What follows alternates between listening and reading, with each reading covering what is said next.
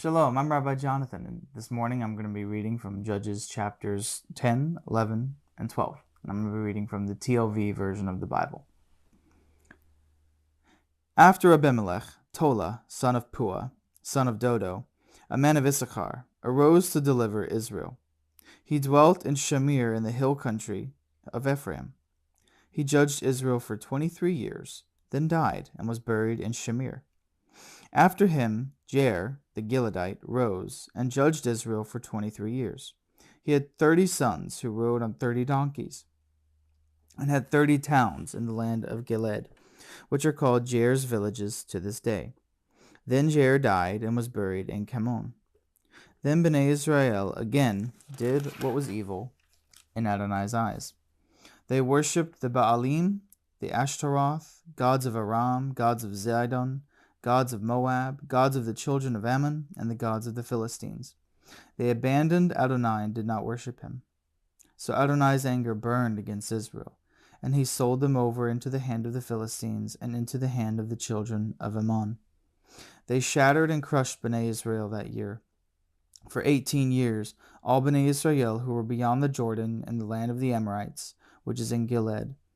Then the children of Ammon also crossed over the Jordan to fight against Judah, Benjamin, and the house of Ephraim, so that Israel was greatly distressed.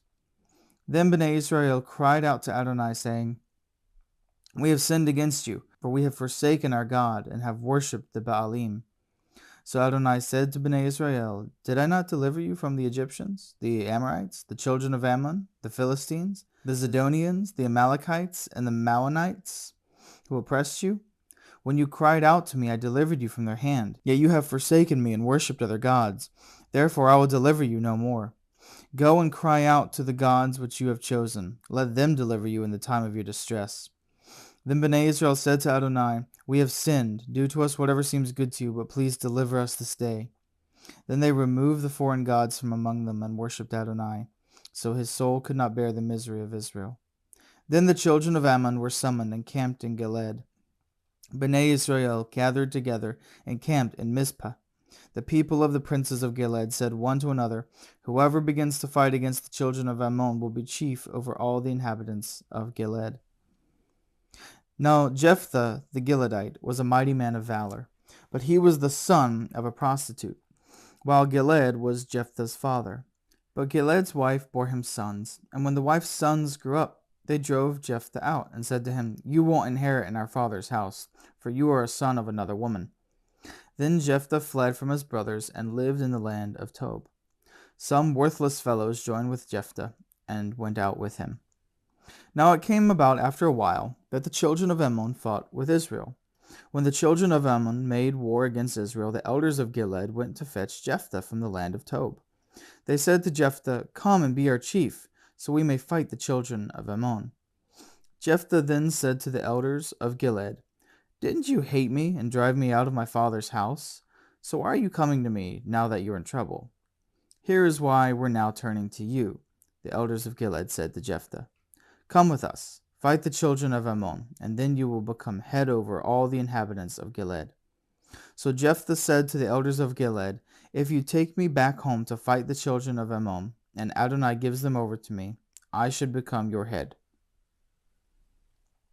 The elders of Gilead said to Jephthah, "Let Adonai be witness between us if we don't do as you say."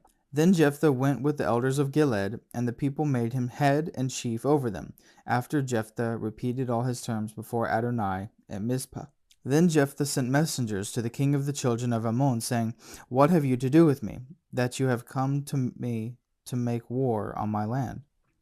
The king of the children of Ammon answered the messengers of Jephthah, "Because Israel took away my land, when they came up from Egypt, from the Arnon to the Jabbok, as far as the Jordan. Now therefore return them peaceably." But Jephthah sent messengers again to the king of the children of Ammon, and said to him, "Thus says Jephthah, Israel did not take away the land of Moab, or the land of the children of Ammon.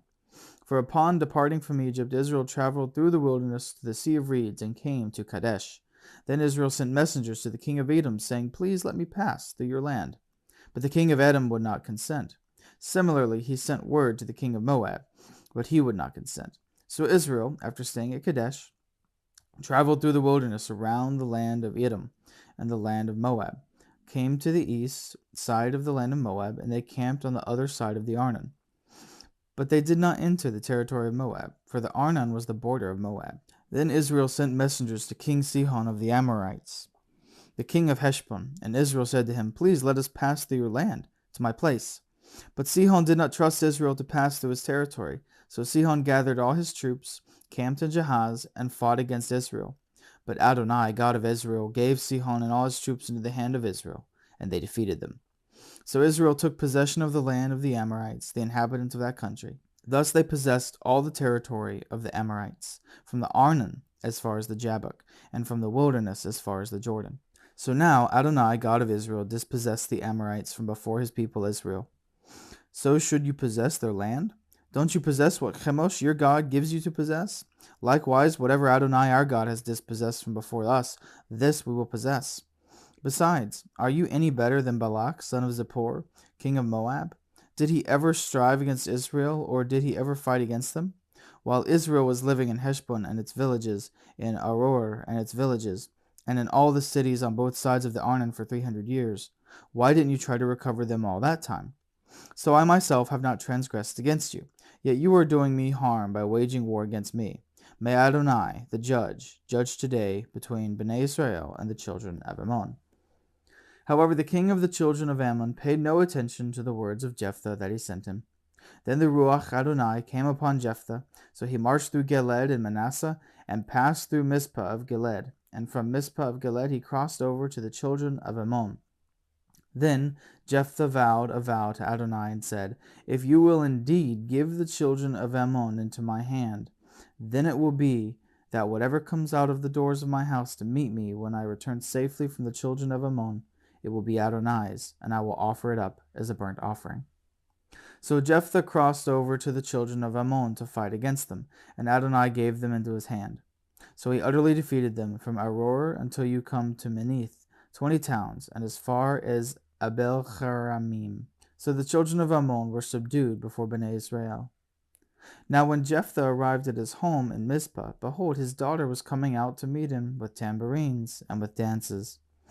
Now she was his only child. Besides her, he had no son or daughter. Upon seeing her, he tore his clothes and said, Alas, my daughter, you've made me bow down in grief. You've made me miserable. For I have opened my mouth to Adonai, and I cannot take it back. My father, you have opened your mouth to Adonai, she said to him. Do to me what proceeded from your mouth, since Adonai brought vengeance on your enemies, the children of Ammon. She said further to her father, Let this thing be done for me. Let me be alone 2 months, so that I may go on the mountains and mourn my virginity, I and my companions. Go, he said.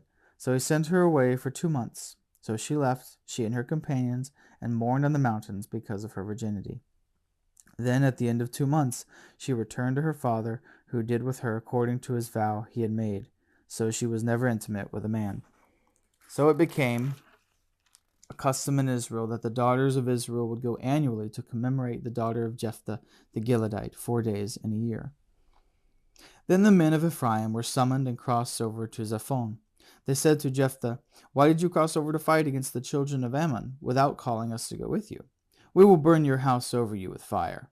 So Jephthah responded to them, I and my people were in a bitter conflict with the children of Ammon. Yet when I called you, you didn't deliver me from their hand. So when I saw that you weren't going to deliver, I put my life in my hand and crossed over against the children of Ammon, and Adonai gave them into my hand. So why have you come up to me today to fight me? Then Jephthah gathered all the men of Gilead and fought Ephraim. The men of Gilead defeated Ephraim because they said, You Gileadites are just fugitives of Ephraim in the midst of Ephraim and in the midst of Manasseh. The Gileadites captured the fords of the Jordan opposite Ephraim. So when any of the fugitives of Ephraim said, Let me cross over, the men of Gilead would ask him, Are you an Ephraimite? If he said no, then they would say to him, Say now, Shibboleth. And he said, Sibboleth. Since he could not pronounce it right, then they would seize him and slay him at the fords of the Jordan. At that time 42,000 of Ephraim fell. Jephthah judged Israel 6 years. Then Jephthah the Gileadite died and was buried in one of the towns of Gilead. After him, Ibzan of Bethlehem judged Israel. Now he had 30 sons and 30 daughters. He sent them outside and brought in 30 girls from outside for his sons. He judged Israel 7 years. Then Ibzan died and was buried in Bethlehem. Then after him Elon the Zebulunite judged Israel. He judged Israel 10 years. Then Elon the Zebulunite died and was buried in Aijalon in the land of Zebulun. After him Abdon, son of Hillel, the Pirathonite, judged Israel. He had 40 sons and 30 grandsons, who rode on 70 donkeys, and he judged Israel 8 years. Then Abdon, son of Hillel, the Pirathonite, died, and was buried in Pirathon in the land of Ephraim, in the hill country of the Amalekites.